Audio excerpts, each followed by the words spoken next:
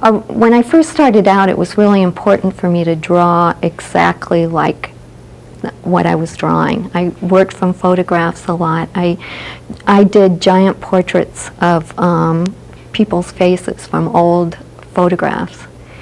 And then I just decided I didn't want to use an image anymore. And so I just started to get more abstract, and kind of texture started to take over as something that was important.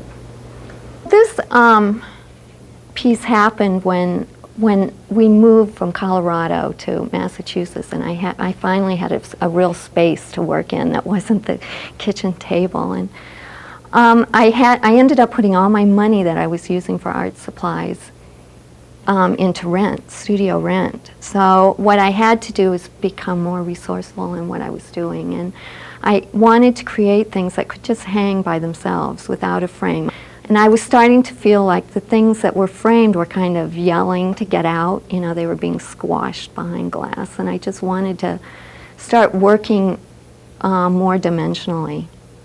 And plus, at the same time, I was being influenced a lot by Louise Nevelson, who worked with a lot of found wood and found objects. And my studio's in Holyoke, and there's a lot of great alleys, and people throw away a lot of great junk around there. And I started finding these things that I started to put into my work. Originally, it was pink and blue and white. And it was so confusing to look at it like that. And there were so many layers. I guess I want people to come away with I want people to be able to look at my work for a really long time without being bored. And so I tend to overlay a lot of things. I tend to have color and form and all these different things going on with it, and sometimes it's too confusing. And one day I knew that was happening with this piece, and I had some black spray paint in the studio, and I just sprayed it black. And I liked what happened with it. I mean, it calmed it down, it made everything kind of sink into it. And really, from this point, I started being very careful about color. Right now I only work with white.